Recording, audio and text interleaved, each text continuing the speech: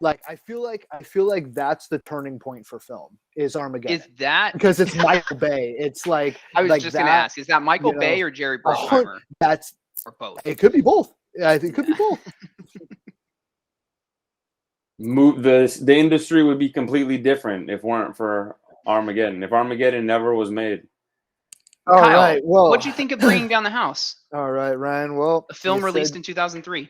Yeah, I wasn't familiar with it. I hadn't heard about it, and I'm always looking to watch movies I've never seen before. You know, so hey, why not? You know, so put it on. Let me get my thing here, and I just wanted to read you guys something before I get here, get into it. On a budget of $35 million, the film became a surprise hit, spending 3 weeks at number 1 in the United States. It earned $132.6 million in the United States and an international gross of $32 million, bringing its worldwide gross to $164.6 million. As of March 2009, it is ranked number 231 of the all-time top-grossing USA motion pictures. No. It's in the top 250. Since 2009.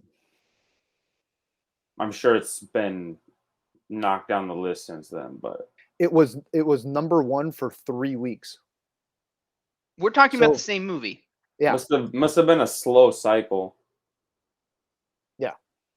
So maybe Queen Latifah had a bigger draw than I anticipated. She was also the executive producer. So you know, she greenlit a lot of it. And again, you know, a lot of international money to be made, and honestly, I think that it was probably a hit in Thailand. Tyler, I know you haven't seen it, but let me give you the plot from Queen Latifah's character's point of view. Yeah, let me hear about that. Okay, so she was wrongfully convicted of a crime, so she went to jail while she was robbing a bank. Yeah, robbing a bank or robbing something. And so obviously went to trial and they convicted her guilty. They had to have. And she went to jail. While in jail, she noticed that she had free access to computers and websites and internet chatting with complete strangers. So she used this idea to say, hey, I know, I will get in touch with a lawyer and I will convince him that I am somebody else. I'll catfish him, basically.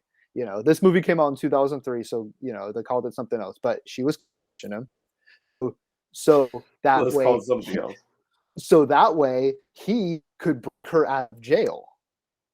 No, my bad, not break her out of jail. So that way she could get cleared of all her charges, you know? So that's what she does. While she's in jail, she calls herself Lawyer Girl, sends a picture of like you know, a pretty attractive blonde chick, and Steve Martin's talking to her, and she's using like lawyer jargon and stuff like that to convince him that she's just a lawyer, she, you know, and that kind of thing. So she's referring to herself as Lawyer Girl. Exactly. Yeah, that's never really explained. It's not important. Exactly. Well, this isn't like a screen name. This isn't like a screen name of some kind. It'll play a part in what I'm going to say later on, because she now, okay, perfect. Yeah, you got the internet access. You're talking to a complete stranger. You found the lawyer. Now you guys are talking. You're connecting on lawyer talk, you know, and now you guys have decided to meet up. But there's just one problem. She's in jail. She breaks out. Yeah. Oh. You don't need to know how. Doesn't show how? It doesn't show how? No, she's just there. Well, she just shows up at his house.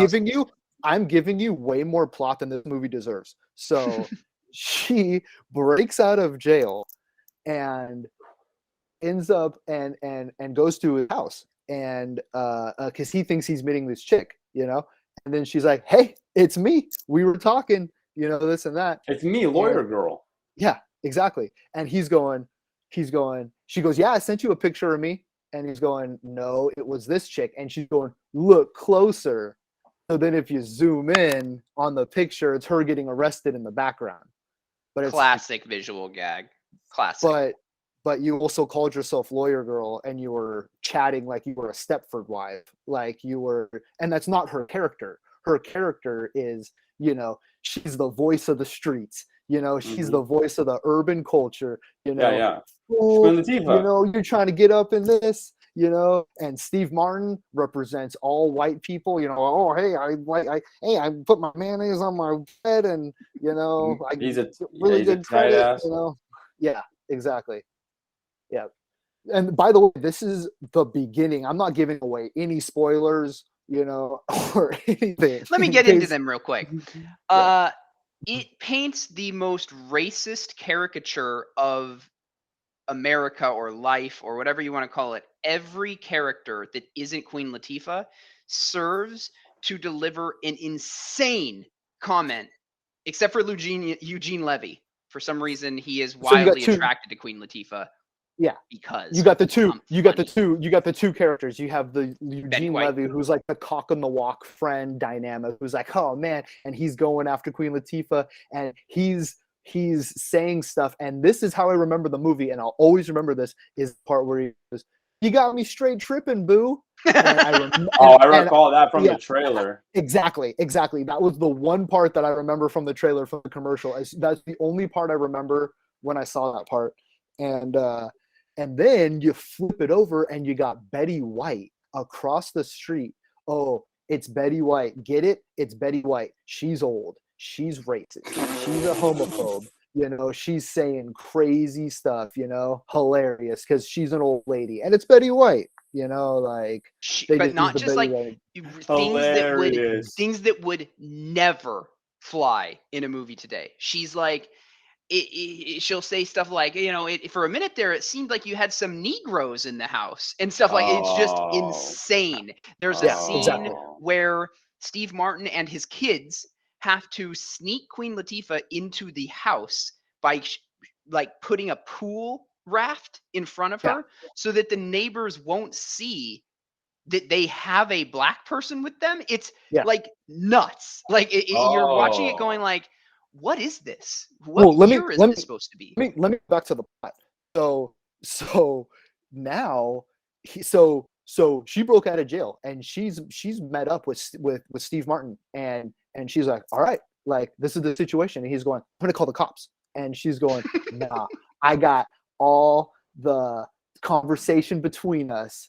Like, who cares? Like, you are a felon who escaped from jail. Like, you also escaped from jail.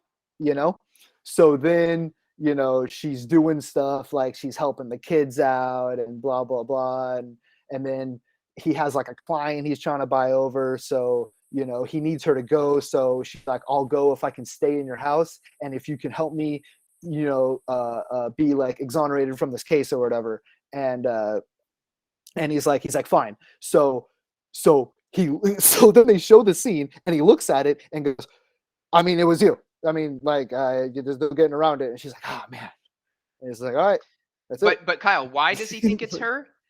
Because clearly a guy in a wig. Well, that's what I was going to get into. So then they introduce. Okay, now if you want to go spoilers now, like, if they introduce her boyfriend later on, this guy named Widow, and it turns, and then Steve Martin figures out that he set her up. How did he set her up? He wore a wig. What kind of wig? That's it. He wore a wig. He wore a wig. They arrested him and went, that's Queen Latifah, I guess. Oh. Which, keep in mind, he's huge. So it's like... But what was that period of time where they arrested him with the wig, and then they brought him downtown, and then it was like, and then they got Queen Latifah? Like, how did they switch it? Like, I'm starting to think there's plot holes in something like Bringing Down the House. I was about to say, I mean, they didn't even try to tie this thing together. But I had forgotten the movie entirely. Shocker. So when I first started it, I was like, wait, I forget how this movie goes. Is this a rom-com between Queen Latifah and Steve Martin? Like, what is this? Like, is like, because the traditional plot would be like, they come from different backgrounds, but in the end, it was true love or whatever. But they I but think they even have they no love knew. connection. They have no love connection, Mhm, and that's established for the whole movie. And she's mhm. almost giving him pointers on how to get his ex-wife back, and that kind of thing.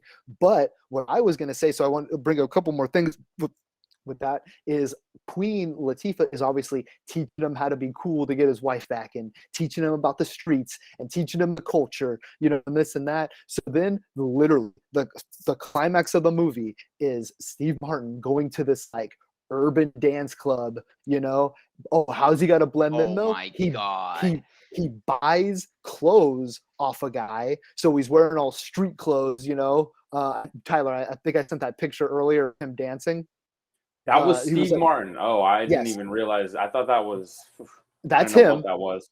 That's him there, and he's doing like the accent where he's like, "Yo, man, why Oh, you gonna lay that business on me, man?" And like it's just like, whoa, dude, like that's literally the climax of the movie. Everything that Queen sounds Latifah taught him bad. about being cool, about the being the streets, he's using it now, and he's getting away with it, and they're loving him, like I it's so crazy and offensive that I have to imagine that the original design of that scene was him in blackface. I mean, that's the only thing that was And they were missing. like, somebody at It was the metaphor. Somebody stop this. somebody It was was Somebody like, metaphor. stop this, okay, please. I'll let you do the weird ebonic, weird, bizarre accent that's super offensive, but we cannot be doing blackface in this movie. It's right at that line, but we're Even in not going to cross '03, that line. even in '03, they knew. So then I'll close it off with this. I'll close it off with my only favorite part of the movie is where so him and his wife are kind of split, and his wife is dating some super young guy, like muscly guy who like shows up, and he's like saying stuff about him. So then they go outside, and she's been with him for like a little bit or whatever, and and they get outside, and his wife goes, "He caddied for you." And he goes, "That's little Glenny?" And she goes, "Does that bother you?" And he goes, "No, have fun on your statutory weekend." That's the theme of this episode. Yeah, It's yeah. another one of those where you feel bad for Steve Martin. You're like, how did you Get mixed why up in you're an this. absolute comedy legend. How did you get mixed up in this? Steve Martin is an absolute comedy legend. There's no doubt Yeah. about that. But yeah, so I got it for No. free, and so it's like it is a music video. Owen Wilson's barely in the movie. he's Dude, not even a character. we couldn't even finish the trailer. It was he Yeah. it is a J-Lo music video for a bunch of fake songs that play in their entirety. So like, okay, we It's give a you a little musical. snippet. Yeah, like it is a music video for fake songs that she wrote or didn't write. And they don't stop it at 30 seconds, right? And go like, hey, that was that scene. It goes the full fucking 4 minutes for each song. And you're like, okay, if I add up all these songs, that's like a half an hour. That's 1/3 of the movie. It's just music videos. It's crazy. It barely passes as a movie. Sounds It's very that meta. like baffling. Sounds super meta. Well, all movies now, and this is no exception. I'm sure you guys have noticed this with modern movies. They try to incorporate like social media into it, and they'll Yeah. like pop a blurb up on the screen that's like a Dude, text that's or been Twitter. done by so many Dude, movies where they're it's texting an each other, and epidemic. the text is popping up on screen with the animation. Like, how many times can they do that? Where it's either they literally show the actual like phone animation, or they show the words in some unique way as they're being typed out. It was doing that the entire movie because the whole premise is like J Lo's movie star, her character is like a star, so she's really concerned with her social media following and she's posting everything to like TikTok or whatever. But instead of just being like referencing it, they're showing you it in every scene, and you're just like, huh. I didn't know just following J Lo for a day would be considered a movie, but I guess so. It's just, why would a celebrity at that caliber for that character, like, you just don't get married. Like, you don't have to get married. You you just move on. You If I just, could tell you that there was a plot point that explains any of that, I would. But that they don't seem to be that concerned with Owen Wilson's character at all I in the just 30 seconds thought he's of in the it. I movie. just thought of it. I just thought of it. Dude, they're both in Anaconda together. Wow, reunion movie. Wow. So is John Voight in the movie too, Because or? I was literally just thinking about, I'm like thinking about like, okay, his hair is still like, he's trying to, you're like, oh, he's getting super old, but his hair looks super young. And then I was just thinking about like, yeah, he's still, and I was thinking about like a movie where he's super young in it, that he's trying to like relive that. And I immediately thought of Anaconda. I was like, Interesting. I've never seen Anaconda. you've never seen Anaconda. Like, dude. Wow, really? Let's just stop. That should be a talking good right one. now. Let's Yeah. just stop talking right now. Put it on. And That's next week. enjoy. That's a topic for next week, I'd say. Is Dude, I'm LL down. Cool J in it? No, it's Ice Cube. Okay, same thing. It's Ice Cube, and it's John Voight doing the stink face the entire time. He just looks like he smells shit the entire time. He's just exactly. It's John Voight looking like he smelled shit for 2 hours. So the TII guys started talking about how they made a teacher cry, or how like making teachers cry in their past. Yeah. And I was like, no fucking way. We did that and literally had a lady in junior college re-examining whether she wanted to be a teacher anymore. Like 100%. She took a sabbatical, weeks-long sabbatical, and we thought the class was not going to continue. And then it reconvened like a couple weeks later, and she had this long fucking dialogue at the beginning of the class, return class, talking about how she had basically a fucking mental breakdown and had to go reconsider if she even wanted to continue teaching. But imagine you're a teacher.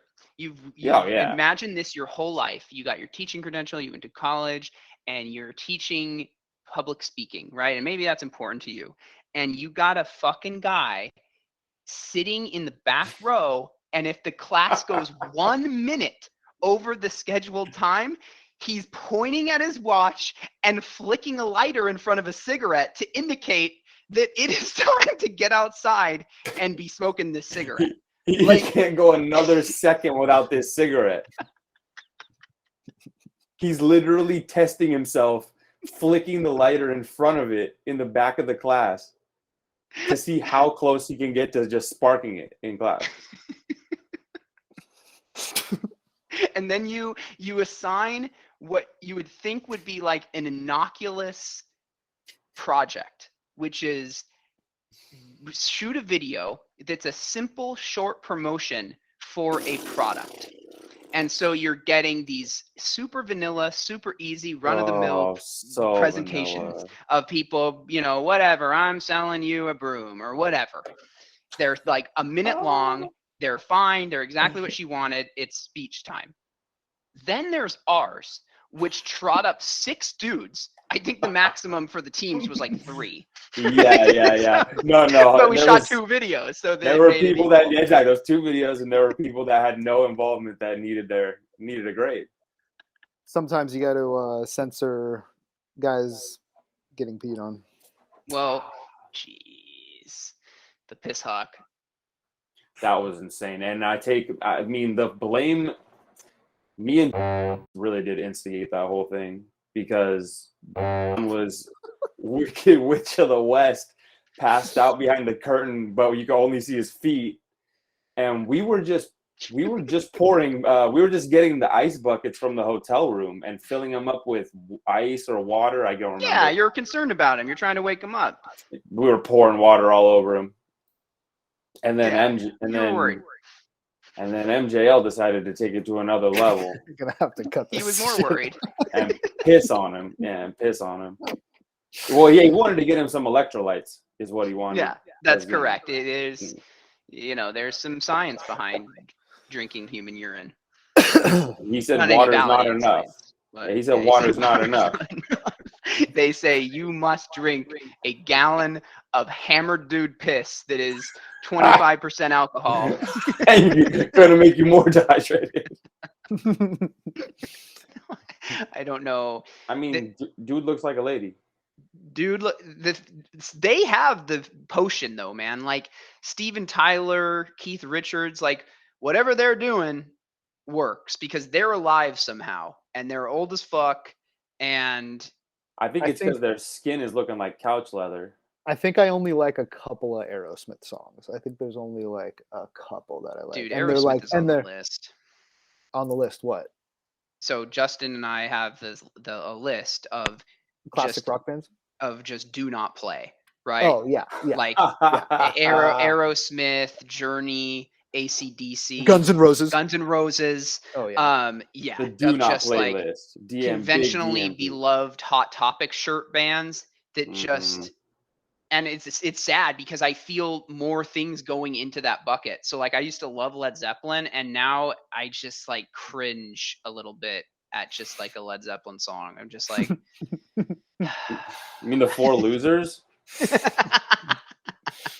like my favorite band. It's like my favorite band, man. Hey, up top. What would you say your favorite classic rock band is that like you just won't get over? Fuck. Tyler, I honestly classic rock band. I've always loved the Doors. Like that's always been like one of my favorites. That's always been definitely. I mean, would you consider the Smiths classic rock? Dude, they're kind of like indie. I mean, how many songs do the Smiths have? You know, like 10. I can use Lessacy. This is where we're missing Cam definitely. giving a jackboot to his favorite band ever. yeah. Morrissey sucks, dude. He fucking sucks. We'll be posting this shortly, Cam. I mean, like Black Sabbath has good songs. I wouldn't even consider them classic rock to that caliber. They're like full blown metal, right? Or like you would categorize them as more metal, but you could put them in classic. Like Rolling rock. Stones are always like, how can you not like the Rolling Stones? I guess I could still. I guess I would say the Rolling Stones. Yeah, they haven't aged out. Like I do kind of cringe at the Beatles now too. There are certain songs that I still like, but you're just kind of like. Like there's certain Queen songs that I'll always love, but they're super cringe for me now too. So hey, okay, I'll pose this question because I feel like it drives a lot of mine. How much does current use in like media or sports arenas, how much of that drives the hatred for this? Because for me, it's like very high. The placement, of course. Yeah, like We Are Champions. Like you are always going to hear that song no matter what. Well, I don't think you'd ever be driving in the car and put on We Are the Champions. Wait. I guess I missed the question. What was the question? Like how many bands have been ruined by them being like in a Jeep commercial over and over again, or like a pump up song for a sports team or just a sport in general, right? Where you're just like Seven Nation Army. Yes, exactly. Like you just hear it and you're like, oh fuck. Well, actually, funny enough, I actually get super excited every time I hear Kernkraft 400, which is which is Zombie Nation. Dude, Zombie Nation is an absolute legend. The fact that he is a like electronic producer and made that song, and it's one of the biggest arena songs ever made ever, and has been for a while. I literally smile every time I hear that song because Zombie Nation is an absolutely incredible producer. I mean, I know you guys don't really listen to him, but like I love Zombie Nation. He is an absolutely incredible producer, and it's just funny to me that like he's an electronic producer. He's going on the power play. Another one that's like that, Kyle, and I remember this because I remember you were super. I know which one you're gonna say, but go ahead. I know which one you're gonna say, but go ahead. Sometimes I get a good feeling. Which one? Oh, sometimes I get a good feeling. That song. You were really into that song, exactly. And then they got we used to always play it. I feel like when you would live with Jeff. and like Jeff was, you guys were playing that in like your DJ sets. Yeah, that and before it started playing at arenas, and then it became like the big. Because I remember you telling me about that song, and I was like, oh yeah, you know, whatever. I was like very fair weather about electronic music. But then I remember it becoming like the biggest thing ever. They played it in arenas and commercials and shit. I was like, oh, this is electronic music was definitely like elevating to a commercial 100%. level. And that was one of the first. You know, like. But dude, that's exactly what I'm talking about. Is like me hearing that story now about you playing this like most basic song ever and being like is hilarious to me. But at the time, it wasn't as commercially used, so it wasn't a thing, it's totally right? different context. It was totally more different like context. indie. It was more niche, so it's like hilarious for me to hear it now because it's like such a. Oh, okay, I have another one. But okay. So I it was the one that I thought you were gonna say the first time. Can I bring it up? The one that I thought you were gonna say. What do you think it was? Because I don't think this is gonna be the same either. Say it. Man in a Box. Oh, that song rips. That song rips. Alice in Chains? No, dude. No, what? I don't think that gets played that much. Yeah, I don't think that gets played that that much. Sports arenas. I know what you're talking about. We always used to hear it at Laker games and jam out. And Ducks games too. They loved man, and they loved. Okay, so that, it might have been 90s Ducks games. Yeah, because dude, how many Ducks games did we go to? Like literally. Dude, the song I was gonna say too is that whistle song by whatever Peter Bjorn and. Whatchamacallit? Yeah, that one. Like, we were kind of popping on that one for a second, and then it became like so played out immediately. That was very much of like the MGMT ilk, or like that, you know, like the Shins or something. Man, Kyle used to always be playing "Here Comes the Sun" by the Beatles. Then it got totally ruined by that Kia commercial. Yeah, man, I was playing California Dreamin' way before. Yeah, exactly. They bit my style. That I don't know that whole. Do you feel yourself aging in that actually what you're considering like oldies now is like incredibly 90s? Yeah, like that almost seems like a freaking record that like that type of level of classic rock feels like music from the 20s. It's like I'm listening to Louis Armstrong. Her youngest brother Chris is like 5, and he was showing me all those Pokemon cards. It's the same fucking thing from 20 years ago. So I was like, oh shit, yeah, this guy, you know, he's good against whatever. Okay, his power. Of course, I'm explaining it at a level he's like, yeah, I like him because he's shiny, you know. And I'm like, yeah, but he works well against these type of Pokemons, and you get him at this level. He's like, my name's Judge. and then I brought him to the bathroom and I told him about all the products and what they do and how to use them, and said, see, that's how it feels when you do that. I'm boring the little kid. Like I'm the one giving him too much detail. No. You don't understand. Oh yeah. I like Pikachu. No, he sucks. See, what you really want as far as an electric type goes is takes way too long for him to evolve. Don't bother. Super hard to find. If you don't have the yellow version, don't worry about it. You want to get in. Don't even bother. What are you talking about? You're an idiot.